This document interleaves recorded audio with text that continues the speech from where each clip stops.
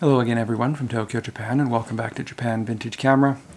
Today I'm going to be talking about a camera which I've received a lot of questions about over the years, and one which gets me a lot of inquiries in my online stores from people who are looking to try to buy one.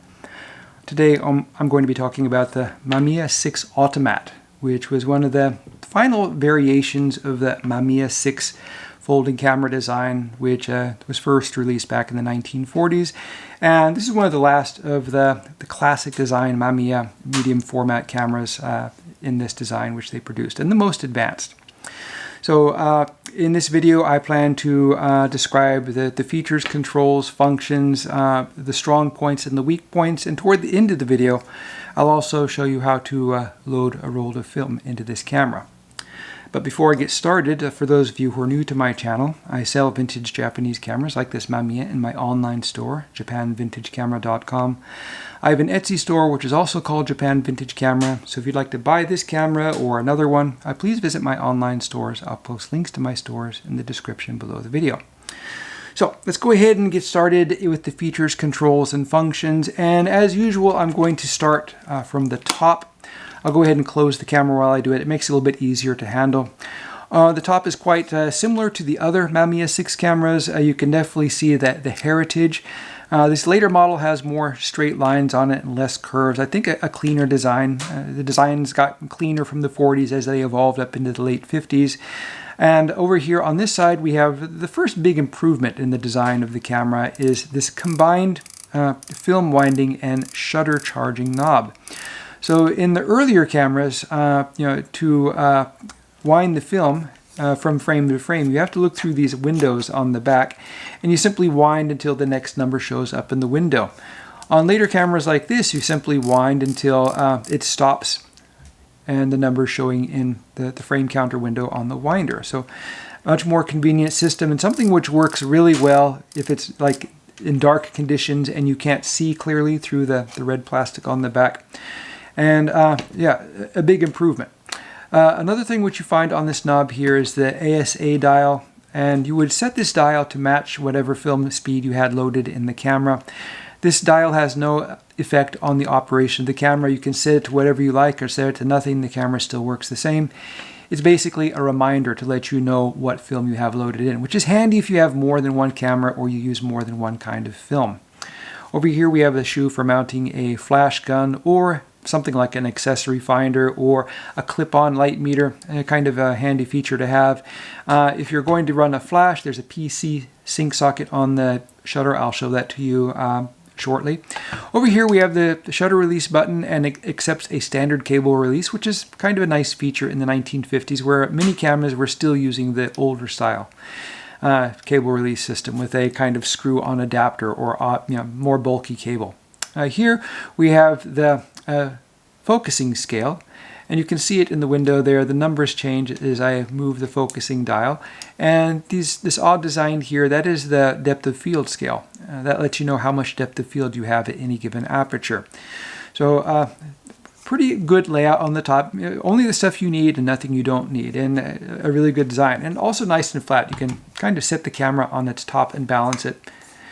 Not that I know anyone who would do that. I never do it, but if you want to do it, you can.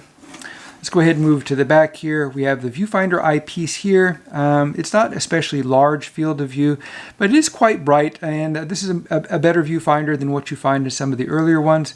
There's a plastic bezel around the glass which protects your eyeglasses or sunglasses from being scratched. This is the focusing knob, and as you turn it, the camera focuses. And here, this little screw on the back, this covers the infinity adjustment for the rangefinder. So if you remove this screw, underneath there will be a smaller screw yet, and with the tiny screwdriver you can reach in and adjust the horizontal or infinity adjustment on the rangefinder. For the vertical adjustment, you'll need to remove the two screws here, and this flash shoe will pop off, and you'll see a rectangular slot. And underneath the rectangular slot is kind of the barrel for the rangefinder mirror. You have to rotate that barrel just a little bit one way or the other. There's a hole in the top which you can put the screwdriver through to twist it forward or twist it back, and that will adjust the vertical adjustment. Just make sure you're looking through the viewfinder as you adjust it so you can get it set on just right. On the back of the camera, we have this window here. This allows you to line up the start mark when you are loading film in the camera, and I'll show you more about that further on in the video. And here is a standard 1/4" tripod socket. So let's go ahead and take a look at the lens and shutter assembly. And as this is a leaf shutter camera, all the important controls are located on the shutter itself. In the very front we have the lens, and this camera features a Zuiko 75mm or 7.5 centimeter f3.5 lens, which has a very good design, a very sophisticated design, which renders really good, sharp, high contrast images. The only issue with this lens is not in the design, but in the materials. The formula of the glass used in this lens makes it prone to haze and deterioration of the coating. And that's kind of the fault of the way many people store cameras here in Japan. And this lens is the kind of the worst of the bunch when it comes to being affected by the climate. Here in Japan we have 4 definite seasons. We have very hot and humid summers. We have very cold and dry winters. And people here in the extreme seasons, they tend not to use heating and air conditioning. When the weather gets hot, they just wear fewer clothes. And when the weather gets warmer, they wear warmer clothes. But the things in their households which are exposed to heat and humidity or cold and dry over the course of decades, like these old cameras, this can leave a mark on things like the leatherette, the bellows, or the glass. So if you're shopping for one of these cameras, always make sure that it has a clean lens with no haze. And luckily, this is one of the examples which few examples which has a clean lens without any haze in it. Now, a handful of these cameras were made with the Setagaya Koki lens, which doesn't have the hazing issue. And they weren't made to try to get around this issue. It's just, I guess, Mamiya had a few of these lenses around and put them in a few cameras. These cameras are quite rare and hard to find, and they usually sell for several times more than what a typical Mamiya Automat sells for. Behind the lens, we have the controls for the camera. The first thing we have back here is the shutter speed ring. And the Automat features a larger range of speeds than some of the earlier cameras. We have bulb and 1 second, all the way up to 1/500th of a second. Keep in mind that when you're using the 1/500th second shutter speed here, that there's a booster spring. And if you are switching to 1/250th to 1/500th, you'll feel some tension. It'll be much harder to select the 1/500th speed. That's completely normal and is normal on most leaf shutter cameras which have a 1/500th speed, or some have even higher than that. But keep in mind that as this one has a combined shutter charging and film winding lever, that it'll be easier to wind if you move it to a speed other than 1/500th of a second when you're winding the camera. And then you can choose the 1/500th of a second after the camera is wound. That will reduce, as I said, the wear and tear on the winding mechanism. So behind that we have a little knob here, and this you can use for charging the shutter manually. And you can kind of see the lever here. You can do multiple exposures with the Mamiya 6 by simply charging the shutter this way and not relying on the film winding knob, so it's pretty convenient. Here you have the PC sync socket. I described that earlier if you want to run a flash. And down here we have a selector for the flash sync system for bulb or X sync or the like. And you can use a vintage flash on this camera. You can use a modern flash if you like, a modern strobe flash. Just follow the instructions on your flash when making the settings to it. Okay, and behind that we have the aperture ring. And this camera has a aperture range from f3.5 to f22. And keep in mind that that's one of the benefits of the medium format cameras or larger format cameras, is that you can use smaller apertures without suffering from diffraction. Now, smaller apertures allow for more depth of field, more stuff being in focus, and sharper focus. The bad thing about them is they require long and slow shutter speeds in order to to work. Some of the large format cameras, you can use f/64 and sometimes even f/128. So they have really tiny apertures, but because of the larger format, they don't suffer from diffraction. Now, if you're using a 35mm camera, you may notice a little bit of diffraction from f/11 toward f/16. Now, you won't notice that if you're shooting f/16 or f/22 on the Mamiya 6K2. So let's go ahead and move on to loading the film in the camera. So the first thing we have to do is open the back door. There's a latch lever here. You push that up and you open the door like so, and if the camera is working properly, you'll hear the film counter rewind. And there's a pressure plate here which you have to remove by pulling it out to the right. There's a place here that you can catch with your thumb. Simply pull it off like so.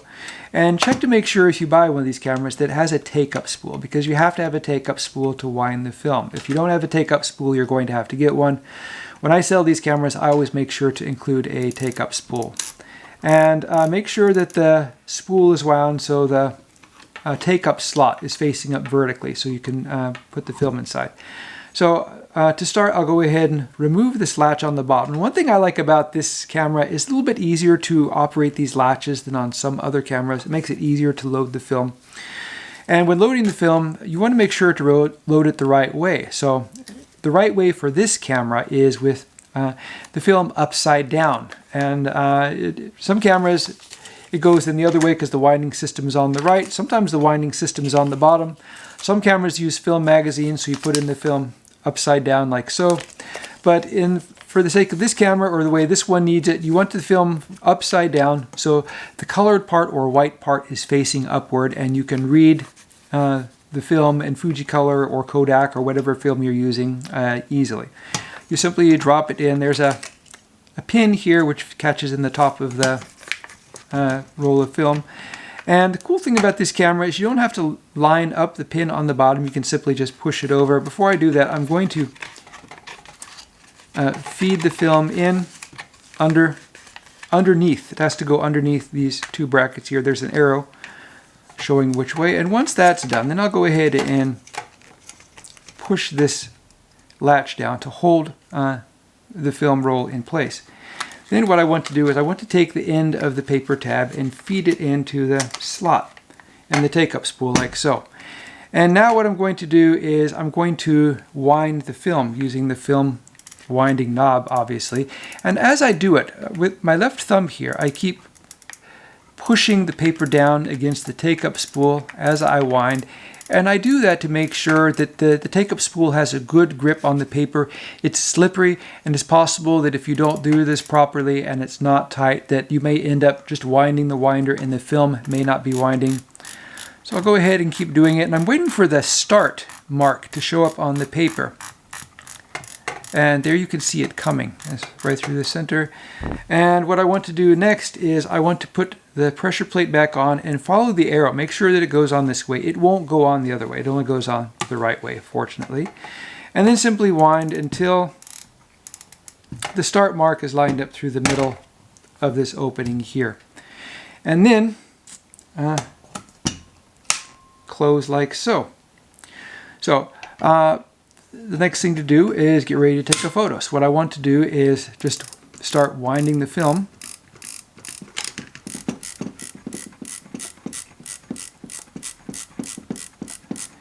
Until it stops at the number 1. So one thing to keep in mind when you are going to the first frame in these cameras is if you have it folded up when you start winding the shutter, it may not charge the shutter, so you have to do that manually for the first shot. And sometimes it depends on where you have it set. I was kind of playing with the shutter beforehand, so before you take a photo, just make sure that the shutter charging lever is over to the left, and that means it's ready to go. So to take a photograph with this camera, the first thing you need to do is adjust the settings for the available light. So right now I have 200 speed film in the camera, and today is a sunny day without any clouds. So I would use the sunny 16 method for something which was in the sun, which means I would turn my aperture to f/16, which is right there. And then I would set my shutter speed to 1/200th of a second.